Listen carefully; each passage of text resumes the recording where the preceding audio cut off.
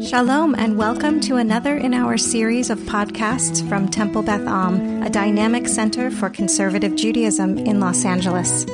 This is a recording of Rabbi Adam Kligfeld's weekly Rashi study class. And hello to those who are joining asynchronously on the Temple Beth Am podcast network. We are in the last few verses of content interest and the last few verses of the first aliyah of Parshat Va'era, and after that we'll get a rather, well, not so long, but we'll get a genealogy where we're going to read through it and we'll look for things to investigate, but it's not going to be a whole lot of content to uncover, and as you can expect, Rashi is going to be rather quiet. But the last comment that Rashi is going to make before we get to that, which we may or may not get to today, will be Rashi's explaining why he thinks the genealogy that's about to come is there. But I have us on verse 12. We finished that long Rashi in verse 9. I think we read verses 10 and 11 last week. There are no Rashis on verse 10 or 11. Does everyone agree that we actually read verses 10 and 11 last week? I think we did, right? Okay. Let me read them quickly again to get going, and then we'll assign a reader for verse 12. Verse 10 of chapter 6, Vaydaber Adonai Moshe Lemor.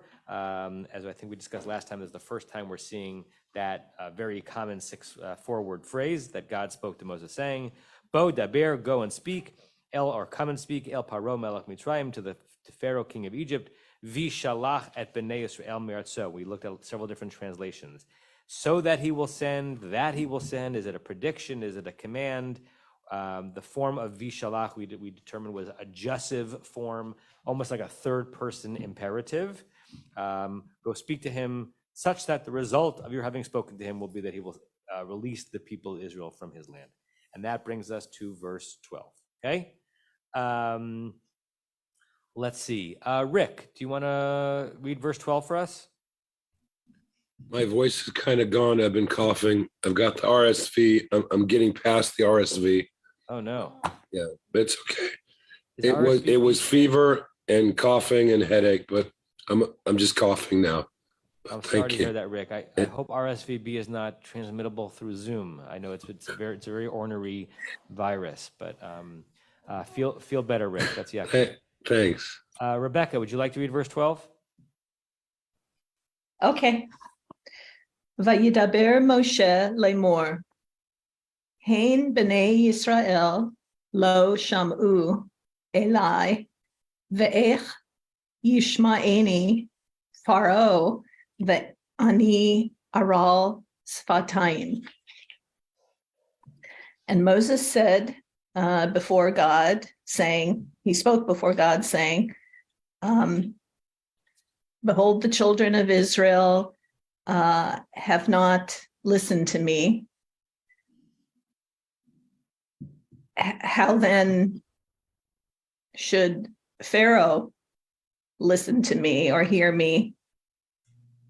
And I am of uncircumcised lips, and I am it's a question, and I have uncircumcised lips. Right. So excellent translation, and let's linger on a bit because the words here you rendered perfectly, and the question is, what's the substance and the tone of what we're supposed to hear in Moshe's response back to God? Reminiscent, of course, of the burning bush, where God originally gives Moshe the task, and Moshe is reticent and says, "Lo ish dvarim anochi," I'm not a man of words. And here there seems to be something a little more precise, right? So Moses spoke before God, saying, "Behold, the children of Israel have not listened to me." When did they not listen to him? What's the antecedent to this?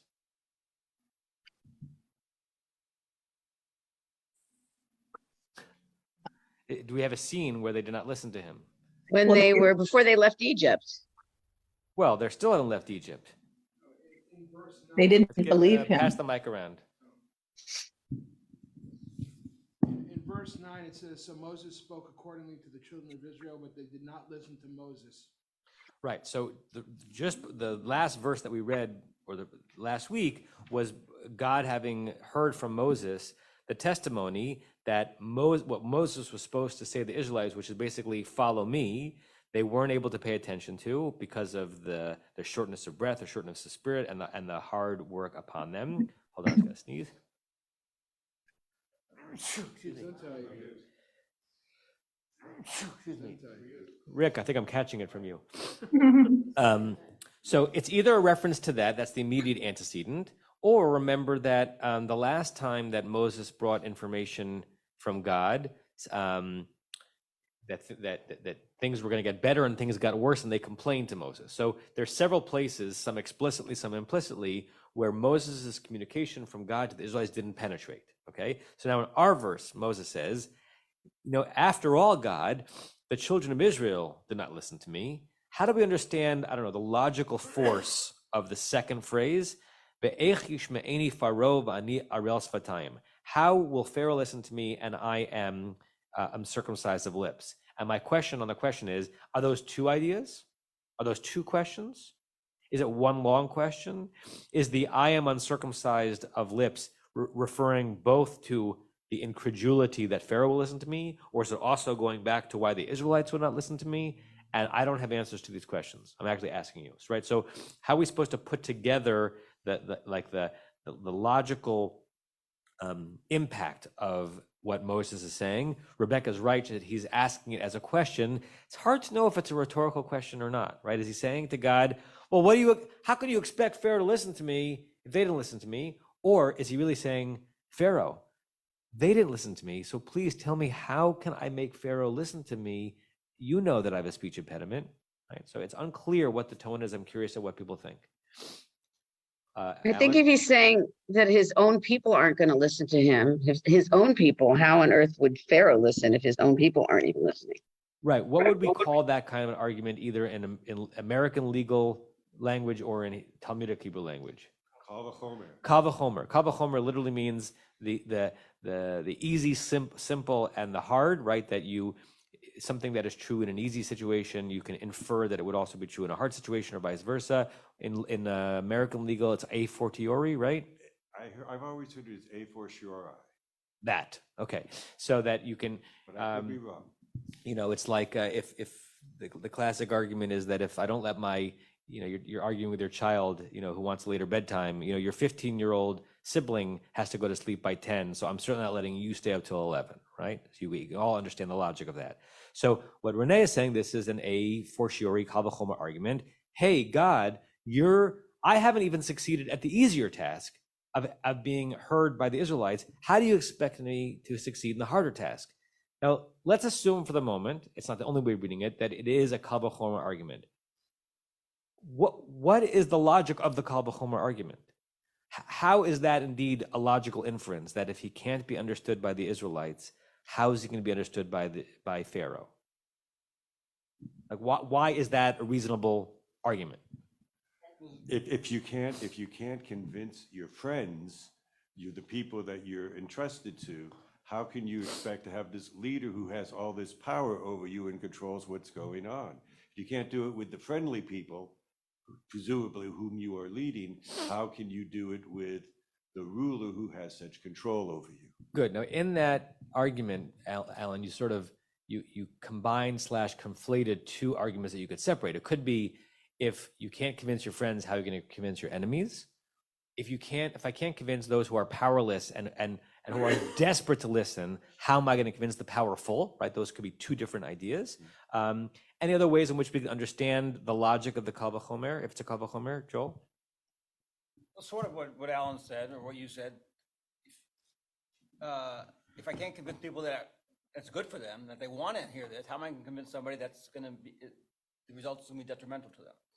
Good. For those on Zoom, how irritating is it that you can't see when someone around the table is speaking? Because if it's very irritating, I will try to pull up my phone and then turn it to that person. Or is it really okay? It's okay with me. I know what they look like. Okay. You'd actually like a break from seeing them, right? I was just going to say that. We know what they look like. Please leave them up. I thought you were going to say, it depends on who's talking. Okay, great. Okay, now let's split further. Is there another way of reading Moshe's line that is not a kal v'chomer? That he's not comparing not being heard by the Israelites to not being heard by by the Egyptians or by Pharaoh? And then the second question, do you imagine the notion that I am uncircumcised of lips, and we don't worry, we'll linger on what that phrase means in a second.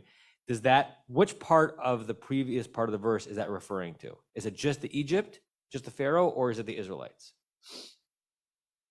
While you're thinking about that, I'm going to refill my coffee. You're trying to figure out what the question is. You can ask a question on the question. Well, you could say, I wasn't very good in dress rehearsal. How am I going to, what makes you think I'm going to do any better during the final performance? After all, I suck at speaking. Good. So Joel, you're kind of combining the Kal Vachomer with that last phrase, right? Like however you set up the Kal Vachomer, I didn't succeed in the easier situation. How can you expect me to succeed in a harder situation, given the fact that this is not even something I'm good at, right? If this were something I were good at, maybe I could rise to the occasion, right? But since you're actually asking me to climb a higher mountain, and I'm a terrible mountain climber, that's a terrible thing to ask, okay? Tova, let's get the mic to Tova. Rebecca and Leonard, are you in the same house and different Zooms? Oh, okay. 'Cause I was thinking, where I recognize where Leonard is. Where are you, Rebecca? I'm at our house in Canoga Park. With Oh, Hannah. got it. Okay. When Carl and I are on, we're usually in different places in the house, so. Got it. Okay. It's not unprecedented. I'm wondering if you're saying, how could it not be a Kalva Omer? Yeah. If what he's saying is, look, the children of Israel didn't even listen to me, therefore, in a sense, what I'm bringing to you is irrelevant because they're not interested, then why should you listen to me? So it's that having occurred. Good. So you're reading it less as a logical argument, more of like a consequential one, right? I haven't convinced the people on whose behalf I should go to Pharaoh to come with me. So why should I even go to Pharaoh, right? Good. So that's different than a Kal Vachomer, and that's a lovely way of reading it. And that read though does make it challenging to figure out what the impact of his uncircumcised lips are. But I like that it's a different read. Anyone else on what just the pshat of the verse means? Marshall? I'm sorry, but we have to get the microphones. I just wanted to read two translations of it. First, off of Sepharia. First one is, but Moses appealed to Adonai, saying, the Israelites would not listen to me, semicolon. How then should Pharaoh heed me, who gets tongue-tied? This is on Sepharia? This is in Sepharia, yeah. That's surprising because Sepharia is usually JPS, and that sounds like a very un-JPS translation. That's interesting. Okay. Yeah. But was it the standard English in Sepharia, or was it a different translation? I want to look at that. I'm not sure. Hold on.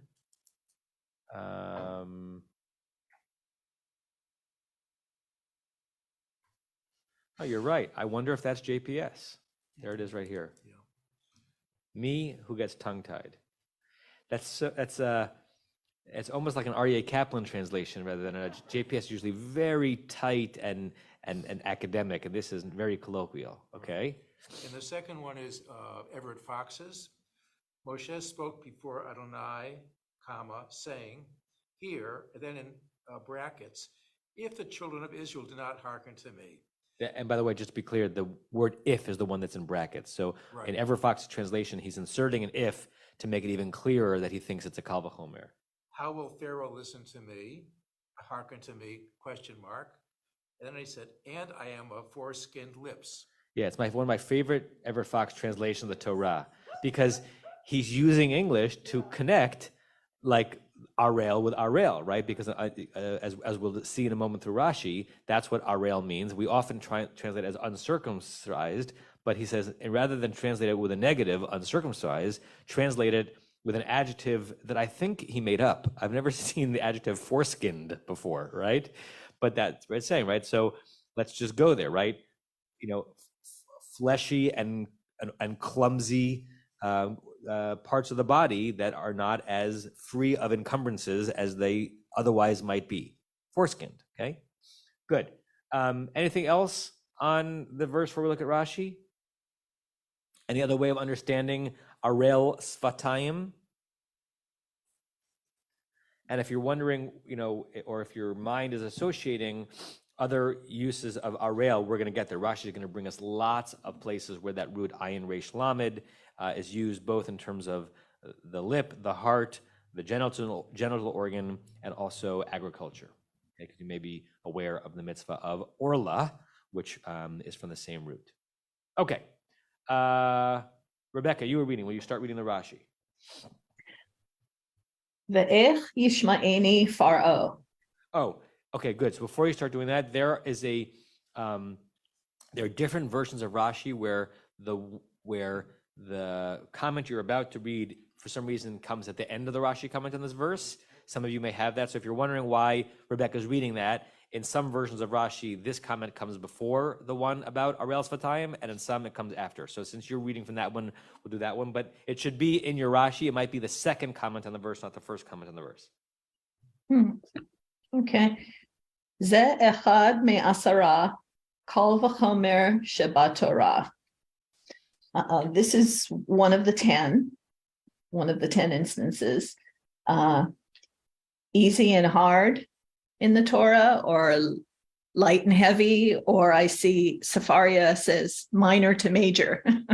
Right. So Rashi, who again is not a Talmudist, but obviously knows Talmudic literature nearly by heart, is now telling us that the Talmudic reasoning that is all over the place in Midrash, we have examples of it in the Torah explicitly. And this is one of 10 places, according to Rashi, in the Torah, where the Torah itself lays out a line of reasoning that's going to become very central to Jewish reasoning for millennia. I want to show you one more. Just it might be familiar. Hold on. Okay, this is another place where Rashi makes a similar comment. This is in the Joseph story. Go back to verse 44:7. They said to him being Joseph, who hasn't revealed himself to them yet, the brothers, why are you going to say that? Speak to us. Chalila avdecha. There's no way that your servants Mayasot kadavar kazeh would do the thing that you said. What's the thing? Steal the cup, right? And this is still in the voice of the brothers. Hein kesef asher matzanu b'fi am techotenu. After all, person that we don't yet know is Joseph. The silver that we found in our packs when you sent us back, and all of a sudden we realized there was more money than there was supposed to be, the extra, Heshivonu elecha. We brought back to you the gift that you actually wanted to give to us. Meretz Canaan. How could you expect us to steal something that you did not expect to give to us when we've returned the thing that you did give to us? And on that, Rashi says, right here, same thing. This is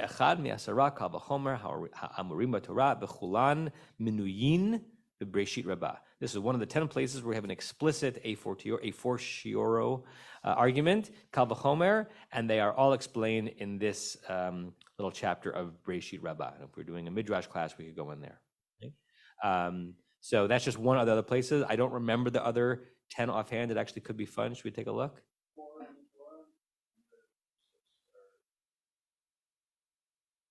In Tanakh? Oh, it's funny because he says it's Torah. I hear it's being in the entire Tanakh rather than just in the Torah. Yeah, so if we look at this. It's Genesis, I won't give you the exact, but I'll give you the books. Genesis, Exodus, Numbers, Deuteronomy, those are the former Torah, and then Samuel. I'm sorry, I can't hear people. I'm sorry. Microphone. Don't worry, we're fixing that. Don't worry. Get it out of this thing, no? No, never mind. Sorry about that. The 10 listed, I'm not going to give you the exact references in the books themselves, but one in Genesis, one in Exodus, one in Numbers, one in Deuteronomy. Those are the four in the Torah. One in Samuel, two in Jeremiah, one in Ezekiel, one in Proverbs, and one in Esther. Breshit Rabbah. in the footnote. And Yeah. And if you look at the screen, can you all see the screen? So this is the original Midrash, Breshit Rabbah, chapter 92. And it's a teaching of Rabbi Yishmael. Rabbi Yishmael, you may remember, is the person to whom is attributed the 13 hermeneutic principles by which Torah is midrashed. We say it every morning within the first 4 minutes of being in shul, so probably none of you have ever heard that in your life. I'll just let that as a mic drop. Right before the first Kaddish Rabbanan, we have the 13 principles, and the last one, and one of them is Kal V'chomer. So Rabbi Yishmael, who is this technician when it comes to midrash, has counted that there are 10 Kal V'chomer arguments. The one we're looking at right now, that's from Breshit. The one that we're looking at in our section from Exodus. There's one in Numbers here, Deuteronomy, Jeremiah, the same thing that Elon just said. Okay, so wanted to show you that. Anything else you want to say on that? I think there was a Gur Aryeh I wanted to bring up. Let me see if I can pick it up.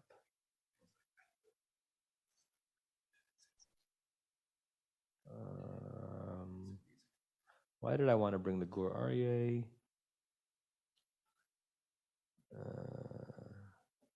No, hold on. Yeah, okay, so let me just share this. I knew there was a reason. So the Gur Aryeh, to remind you, is a super commentary in Rashi written by the Maharal of Prague.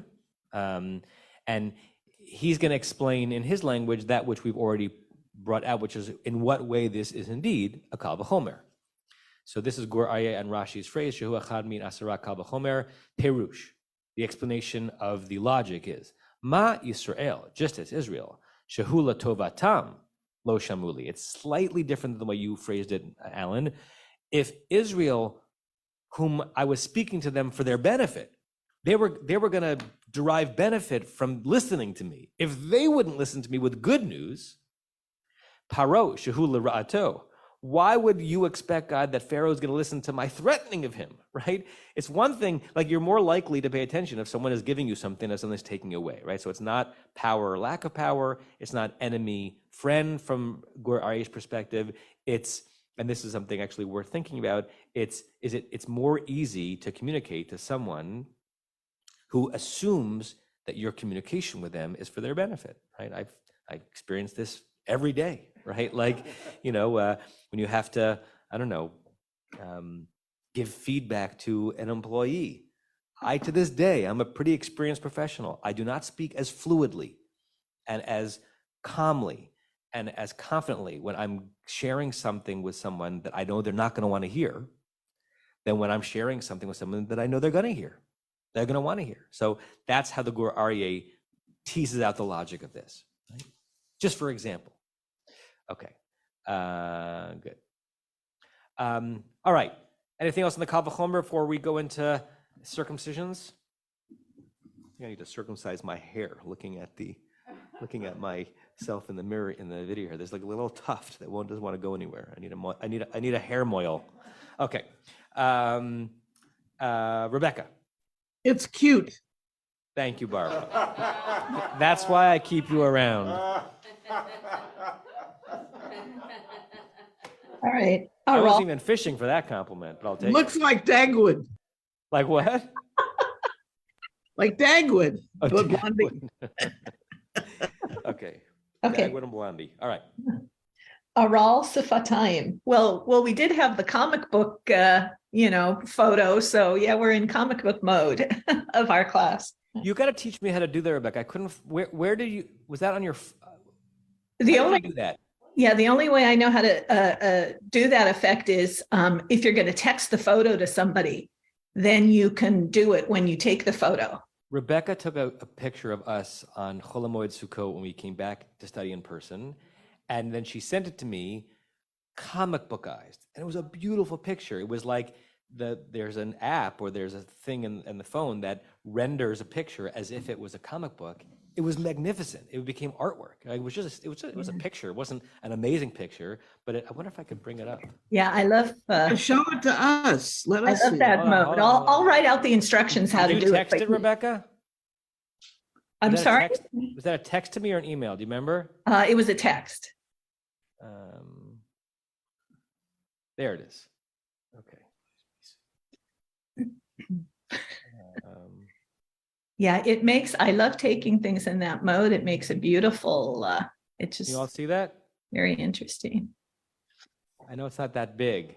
How do I make it bigger? God, I would love to learn how to use a computer. Yeah, it's not working. But you can see, if you maybe see it better on this on the small screens. But it's a nice picture, but it got turned into a comic book. I can show it to you all up close later. It's really nicely done. Okay, Rebecca. Okay. Okay, now for something completely different. Okay. Exactly. Aral Sifatayim. Atum Sifatayim. Okay, so the first thing he does is just translates a word that is harder to understand to a word that, at least according to Rashi, is easy to understand. Speaking about Kal V'chomer, he's not going to use a harder word to render it. He's going to use an easy word. So to Rashi's understanding of Hebrew, which may or may not be our understanding of Hebrew, in 11th century France, the adjective atum was easier to understand than the adjective aral. Anyone know what atum means? Stuffed. Stuffed. Like ears are stuffed. I'm not allowing anything in. Blocked, right? Blocked, not stuffed. Okay. Blocked. Yeah. You have Sue says stuck. My first, and I've shared this before, my first association with this adjective comes from January 1991, when I was in Israel for my gap year on Nativ, and Saddam Hussein started sending Scud missiles to Israel, and we did not know if they were or were not tipped with chemical weapons, and we were all handed out a gas mask, and in every apartment and dwelling and dorm in Israel, one room was designated the Cheder Atum, the sealed room, right? So we had a room at the Beit Nativ where the windows were double sealed, and there was even things underneath the door, like to protect so that no air could come in. And we knew that the first time we got an alarm, and I remember exactly the night it was, we'd have to go in there with our gas mask and sit on the floor in a sealed room. And it was terrifying because we didn't, we learned soon afterwards that those Scud missiles, not that they were nothing, they were not tipped with anything that were going to spread chemical weapons, but we didn't know that. And I still have my gas mask.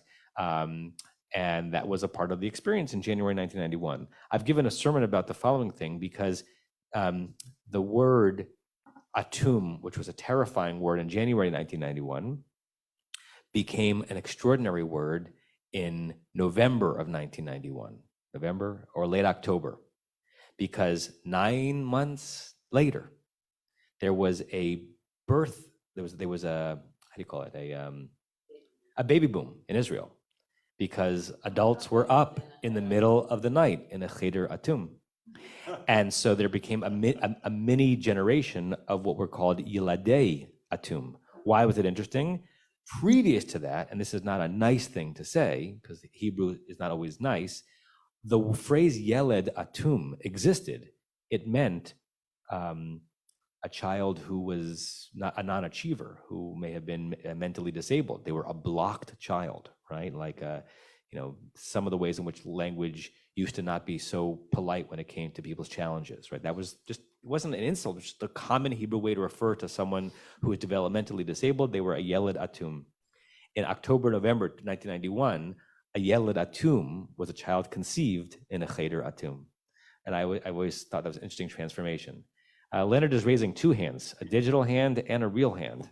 I am, because I thought you'd like to know that in the dictionary, there's a word etum, same letters, which means impregnating. Really? From the PL li'atem is to impregnate?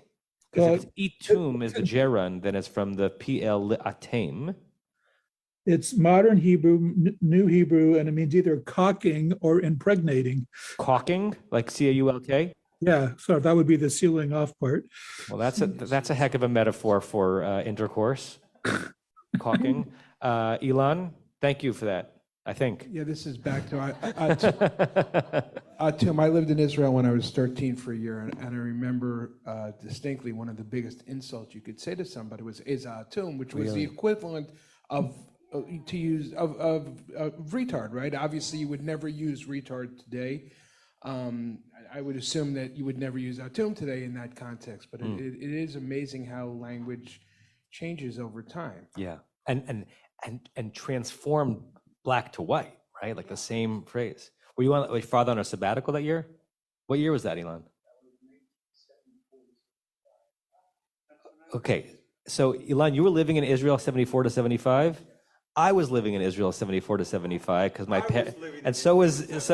I knew you looked familiar when I met you. Where were you that year?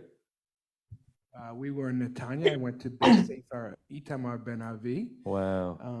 And I learned how to curse fluently in many languages because all the Olim who didn't speak Hebrew, of course, when you were a 13-year-old boy, that was important to understand. So I could curse fluently in Gruzini, which is Georgian, in Russian, obviously in Hebrew and Arabic. It was quite useful.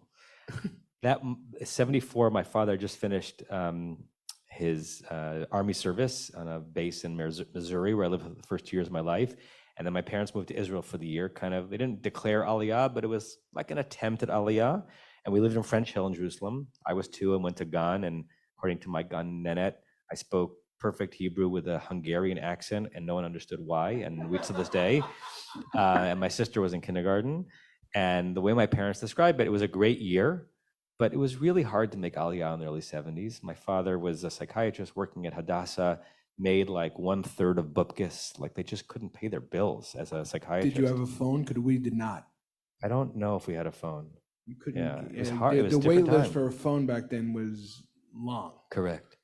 So back then, the bus drivers made more than physicians. Yeah. The exit bus drivers. It kind of anchored, Israel and our family is a place to constantly go back to. And I think my mother to this day regrets more than a little bit that they didn't stay. But it was different. It was New York. My parents' parents from New York, and New York just felt farther from Israel than it does today. It just does. Right? I see Renee's hand. I see Rick's hand.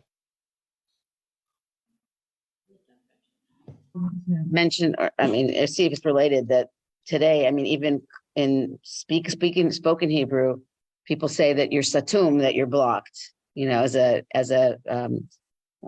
like a slang reference. Right. So this is a great example, Renee, of roots whose last 2 letters rather than whose first 2 letters suggest a relationship. Because you're right, atum and satum, even though one is a taf and one is a tet, right, are similar meanings. I do not think that's accidental. It might be. I don't think it is accidental. You might know that from the parsha breaks in the Torah. There are ptuchas, parsha breaks that are open, and stumot, which are closed. So satum and atum, samech taf mem, I think it's tough, yeah, and aleph tet mem are essentially synonymous. Exactly right. Rick? Hi, I wanted to ask you about the Onkelos. Okay. Yakir Mamla. Good. I'm so glad you brought that up. Okay. Thank you. So everyone look at the Uncle Lesson. Everyone have an Uncle Lesson in front of them, or should I put it up on the? I think everyone who has a thing in front of them has an Uncle Lesson. I can also bring it up on the screen. If at least one person doesn't have it, I'll bring it up. Rebecca, you don't have it? Okay, hold on. Because I want to look at it together.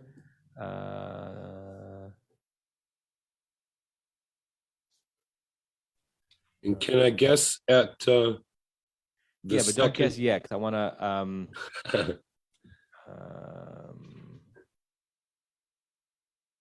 right, hold on.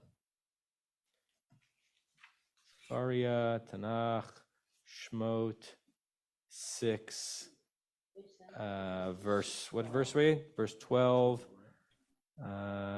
Translations.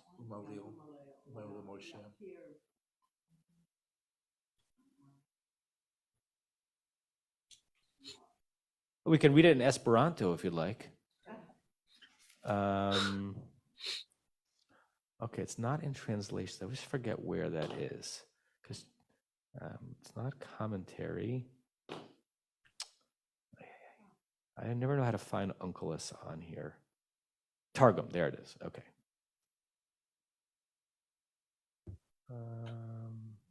Okay. This is the Onkelos, right? So, Umelel Moshe Kadam Adonai. We've seen this word before. We're going to see it a lot. Melel is the Aramaic for speak, from which we get the word Mila, right? And from which you get the word limalmel in Hebrew is to mumble. It's a wonderful onomatopoeia because it's a doubling of a syllable. You have to mumble to say mumble in Hebrew, limalmel. Okay, I learned that word from the last line of last stanza of Yehiyeh Tov. Ani mabit mehachalom u'mimalmel et tfilati. And I look out my window and I mumble my prayer. Kadam Adonai, before God. Lemeimar, saying, Ha is the Aramaic for hine, or behold. V'nei Yisrael lo kabilu mini. They did not receive from me, right? We've seen Onkelos do this before, translating a shin mem ayin root as kuf beit lamed. The achdein, how, yikabel mini, how will he receive from me Pharaoh? After all, va'ana, I am yakir mamlal. Yud kuf reish can mean a lot of things in Hebrew Aramaic. It can mean precious. It can mean expensive. It can also mean without the yud, like yud kaf lahakir is known as.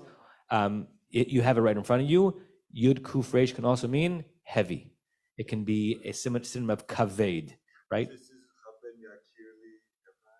Yeah, precious, right? So that's the roots of precious.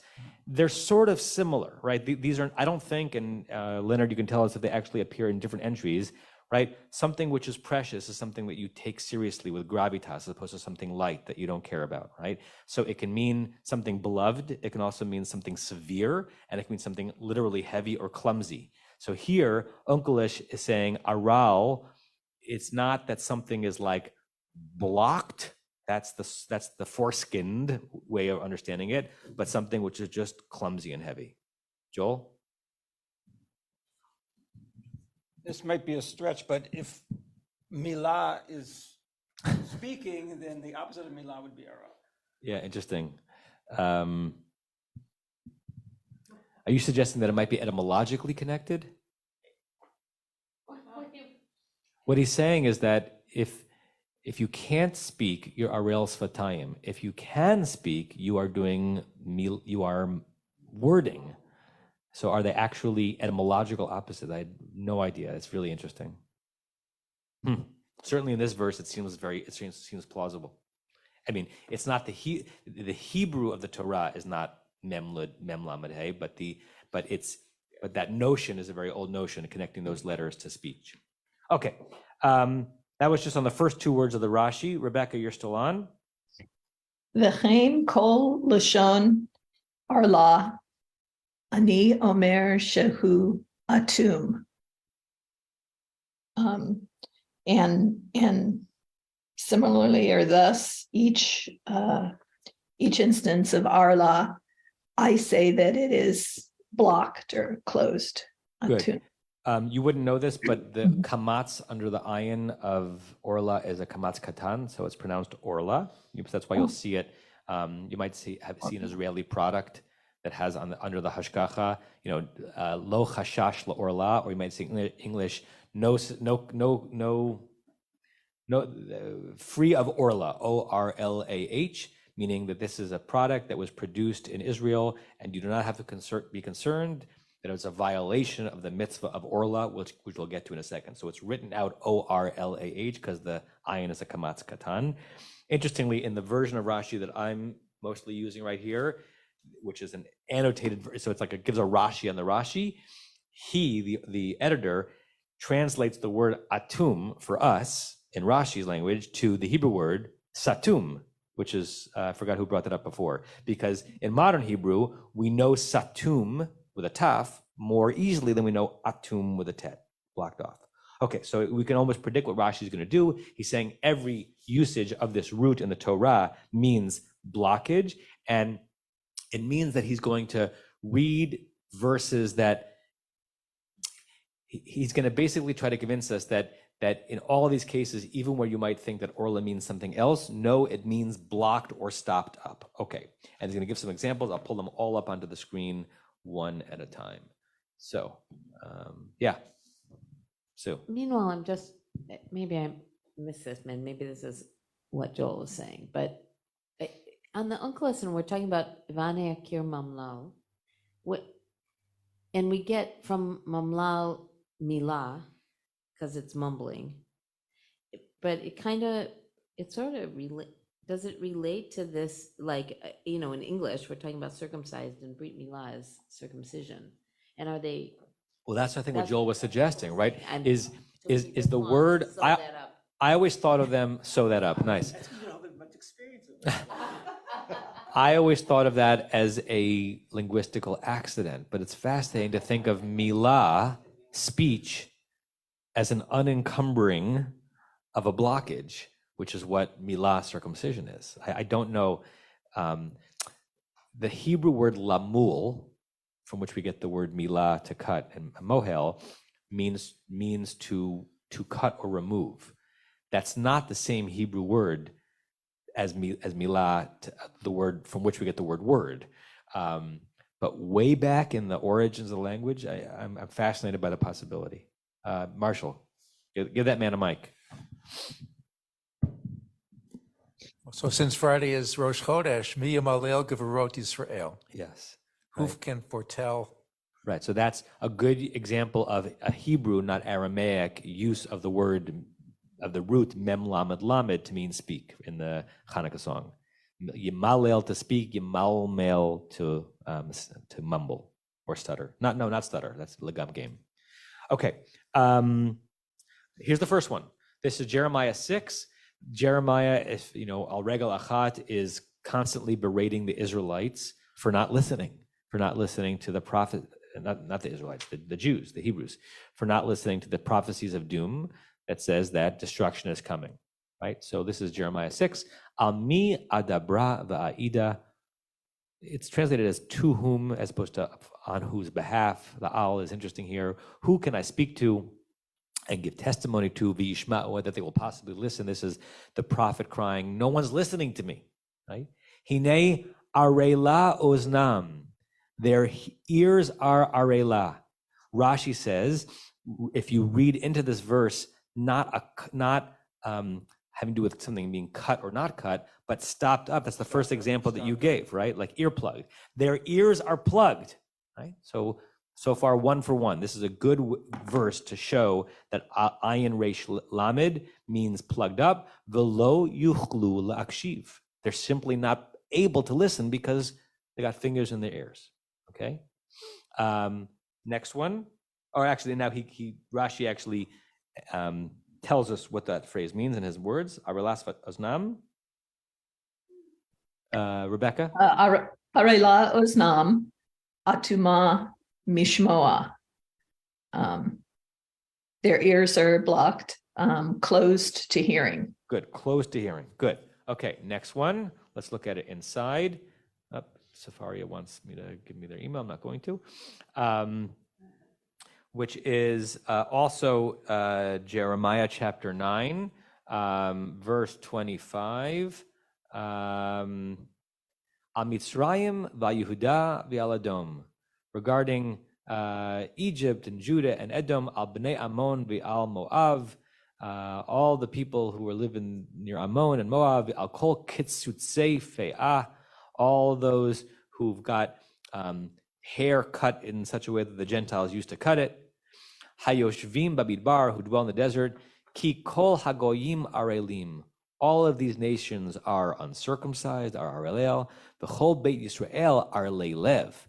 Right, so it's a really wonderful critique of the Israelites. Yeah, you cut your hair the right way, and you cut other parts of your body the right way, and all those other goyim out there are arelim in those ways.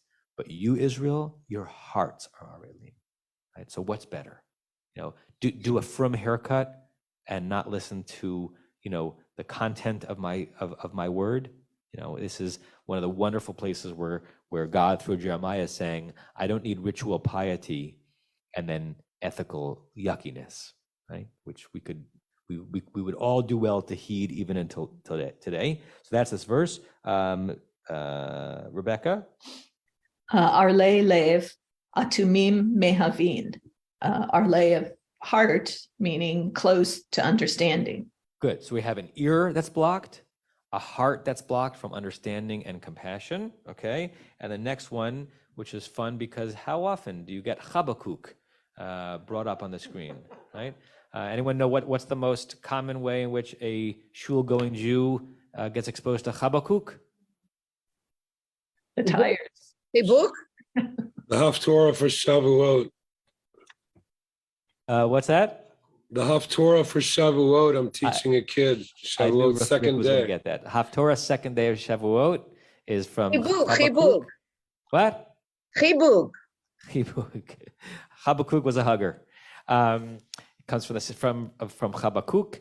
It's the first Haftarah that was ever really sung in my house because my mother became an adult bat mitzvah at age 39 or 38, and it was the second day of Shavuot, and I can hear her singing those verses to this day. So let's look at Habakkuk. Habakkuk here is actually addressing these words to Nebuchadnezzar, the Babylonian king who eventually sacks Jerusalem. And he says, Savata kalon mi kavod. You, Nebuchadnezzar, are going to fill yourself up with shame rather than with glory. Shtei gam ata, drink up, Nebuchadnezzar, vehe arel. Forget Rashi and for the moment and just be a Tanakh scholar. And you're studying Habakkuk. And you come to this verse, and I don't even see the translation, right? What could that mean? A Jewish prophet speaking out to Nebuchadnezzar, chastising him. You're going to get drunk on the bad stuff. Drink up the arel, which is sort of like nifal, imperative, and be areled. What could it mean? What's the insult to Nebuchadnezzar? Knowing what you know about what the root could mean.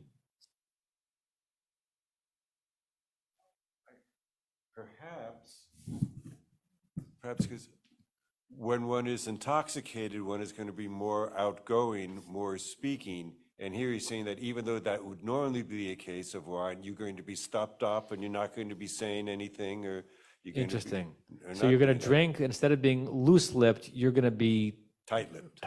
Yeah, you're going to be able to communicate not at all. Anyone else? No wrong answers here because this is a hard verse to translate. This is the first one that Rashi is bringing where you're like, is that really what Ha'arel means here? Anyone else? Bloated. So I see. So you're going to drink. Joel said bloated. You're going to drink up, and you're going to be full of extra, right? And you're not going to be as efficient or as powerful. I was thinking on the block line as opposed to bloated, constipated. Constipated. You're going to drink up, and you're going to be all blocked up. Okay. How does JPS translate it here? Not the way Rashi does. JPS translates it. You shall be sated with shame, kalon. Rather than glory, be kavod. Shtei gam ata, drink even you, and stagger. I don't know that I trust JPS did the research, but I don't know that use of ayin reish lamed as if it's like drunkenness. Tova? Quoting Silberman, he translates it as you'll be closed up in your senses. Your senses will be blocked. They can't hear you. I'm sorry, your senses their will ears be are blocked. Yes. Yeah, literally because of the intoxication. Aha, good. So Silberman is translating it basically informed by how Rashi is using it. Remember, Rashi is using it here. It's half proof text. It's more like a reverse proof text. Sometimes Rashi goes to other places than Tanakh, say, see, that proves what it means here. Here, Rashi is almost doing the opposite, saying, I'm taking its meaning here and using that to describe what it means everywhere else. So all you readers who were confused as to what Habakkuk meant, it means stopped up, meaning you're going to be so drunk that nothing can penetrate you. Sue? My translation doesn't translate it. It says, it's a shtei gam ata vehera'el, and it says, drink thou us also vehera'al. It doesn't say, it just said, no, in Hebrew, drink thou also vehera'al. Yeah, so it just says, it's you confused figure by it it. But yeah. what I was going to say is, if it's all satum and all, all these things, but it's kind of be the outsider and be like, be of the goyim. Drink thou also, and you will be on that, among the Oh, that's interesting. kind of unclean, unenlightened, Nice. blocked up. Just you're going to be one of that. That's You'll interesting. Become completely. Yeah. That's a nice shot on Habakkuk, right? Nebuchadnezzar, your destiny is you're going to drink up and you will always be oralized. Tova, and then I see Rebecca's hand.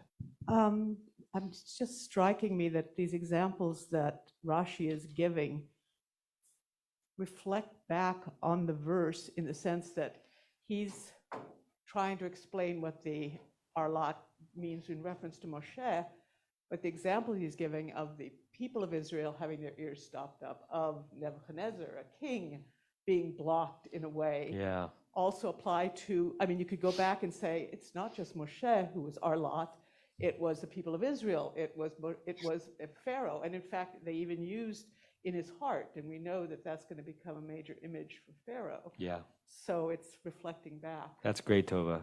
Thank you for those associations. Rebecca and then Leonard. If your ears are blocked, as somebody was saying, that might affect your balance and equilibrium, and you might stagger because of that. So it's connected. Yeah. Good. Leonard.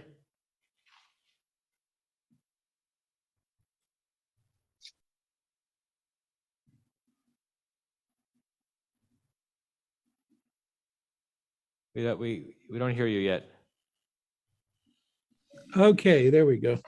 All right. So according to my dictionary, in this particular verse here, the use of aral, the one you just closed, the one from Habakkuk, is actually metathesis. The word is actually ra'al, poison. So it's poisoned, and this is the only place in the Bible where the word has that meaning, and it's just a metathesized form of ra'al. Interesting. Interesting that JPS doesn't pick up on that, because that's a very JPS-y kind of thing to pick up on. Right. Sometimes we read a lot into things that are actually mistakes. Right. Good. Anything else on this one? Let's actually just read, Rebecca, how Rashi himself explains how this use of aral means blocked up. Shtega mata ve'arel. Tame. Tame. So he just once again renders the root ayin resh lamed as aleph tet mem. He does not accept the metathesis. Okay. And what way we usually blocked up? Mi shikrut kos haklala. So drink you also ve'arel, and be impeded from the drunkenness of the cup of dishonor. Right. So, and impeded from drunkenness, meaning impeded as a result of drunkenness, right? One of you already said this, that in what way is Nebuchadnezzar prophesied to be Ha'arel? You're going to be so drunk that you're going to be blocked from understanding, from consciousness, because we will have forced you to drink the cup of blessing. So proceed at your own risk, Nebuchadnezzar. It always feels good to threaten a powerful person as if you really have the power to do anything. Nebuchadnezzar was actually just fine after he sacked Israel. Okay, good. Joel, microphone. I know. We need 9 microphones in the room. It says some editions of Rashi's Svarim Acharim Hitra Allah, but I don't know what word is replaced with Hitra Allah. So he does use the Ra'al. Interesting. But I don't know which word. Ha'arel. Oh. Can I see that? Isn't Ra'ala poison? That's what Leonard said. Yeah. How do you read this? I know. That's Tiny. Is this in the note? Where do you see that? I don't know. Hidra Allah. Oh yeah, down here. Yeah. But Hitra Allah is not close to any of the other words. Right. Hidra Allah would suggest that it's a terrible thing for Rashi to bring, because then it's taking it out of the etymological similarity with the arals. Okay, let's go to the next one. Rebecca? Oh, okay. Orlat basar shehagid atum umchuse ba va'araltem. Okay, so first do that one. So now we've done some of the lesser known orlas. He finally gets to the orla that we all know and love, as it were. Okay, so orlat of the flesh, meaning that the membrane is closed. Right, hagid, the membrane or the member, perhaps, is blocked, covered. Oh, and covered over. Mechuseva, covered with it, right? So that's exactly what that procedure is. It's cutting off something which is covering over most of something, right? And so that's why this root means the same thing there. That's why to uncover it is to do milah and to produce a word. I'm really thinking about that, Joel. Wonderful. Okay. V'chein. Va'araltem orlato asu lo otem v'chisui isur sheyavdil bifnei achilato. Okay, so he brings an example from Vayikra. This is getting into orla as an agricultural mitzvah. There are certain agricultural obligations that obtain only the land of Israel, but not here, like Peah and Shechacha and Ma'aser and Shemot. One of them is orla. The basic pshat, we have it right here, versus, this is Parshat, I think, Bahar. Is Bahar or is it Emor? Actually, I think it's Kedoshim. V'chi tavo el haaretz. You come to the land. Unatatem kol eitz ma'achal. And you plant a tree for eating. V'orlatem orlato. Very helpful. You should orla its orla, its fruit. You should verily oralize its fruit. Now, the Torah tells you what that means halachically. Shalosh shanim yeh lachem arelim. For 3 years, they shall remain, these trees, arelim. Lo ye'achel. They may not be eaten. Now, unless you know a lot about this root, you can ask yourself, well, what does that mean? You should verily oraltem them, and they shall be arelim. We know that we can't eat them, but we don't know from the context inside the verse what that verse means, right? It could mean prohibited. It could mean prescribed, right? So, and Rashi is going to try to convince us this is related to our root. By the way, we've mentioned this before. This is also where the notion of upshoring comes from, right? That a boy is born, and for 3 years, you don't prune the boy's hair as if they're a tree planted in the land of Israel, and then you do an upshoring because the kid has been an orla. What does Rashi, and even it's translated here as forbidden, but forbidden doesn't get us close to blocked up. So Rashi says, in what way does this verse also have to do with being covered up? Go ahead. Asulo. Make for it a covering or a cover, a prohibition that will separate you from eating it. Right. So what is the covering or the blockage vis-a-vis the tree, such that this means orla?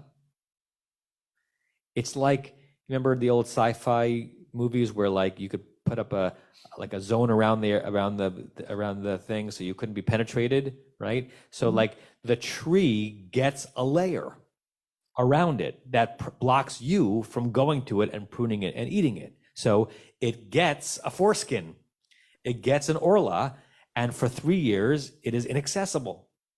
According to Rashi, that's why it means that. It's not just that it's prohibited, which is an interesting word. It is in what's that? Blocked. It is protected from you, right? It gets a veil around it, which you then symbolically cut at 3 years when you can finally get to it, right? So it's an interesting way of understanding what that mitzvah is, right? A protected zone. Let's stop ourselves up right now. Let's otem ourselves halfway through this Mishnah. This Rashi. We're almost done with it. Actually, no, I think we're almost done with it. He's going to give a similar comment on another verse in Leviticus, but we'll do that next week. Marshall, microphone. Just two very quick comments. The first is Robert Alter's comment about aral sfatayim, where he said the idiom is clearly intended to resonate with a bridegroom of blood story in which Moses is not permitted to launch on his mission until an act of circumcision is performed. Interesting. Very interesting.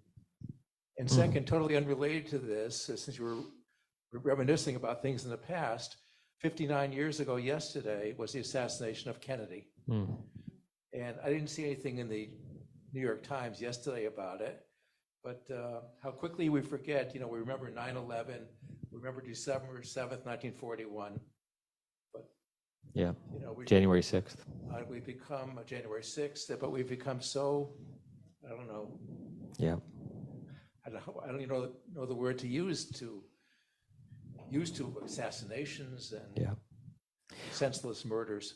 Speaking of which, we should also mention, because we're gathering to study, that there was a terror attack in Jerusalem this morning in Jerusalem.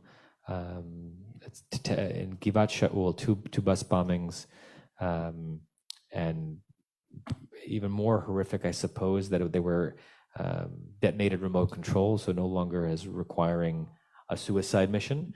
And we've been there before, and it's terrifying. And as Pressman and Beth Am is about to send 140 kids to Israel in a few weeks, there's always this stuff happening in the Middle East, but it's more immediate as we're about to send a huge delegation there.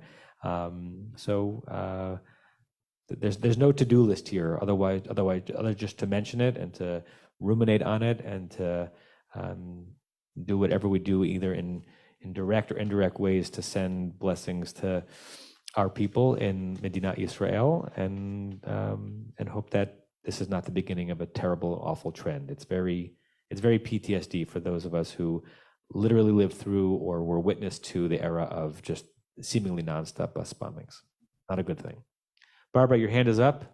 You get the last word. I just wanted to ask a question. I always have been told that the reason you didn't pick the fruit for 3 years to eat was to allow, you picked it off to let the tree grow to become a proper tree, to be producing proper fruit. Right. So the Rambam would say, don't engage in ta'amei hamitzvot. Don't try to understand the rational basis for laws. They're just God's decrees.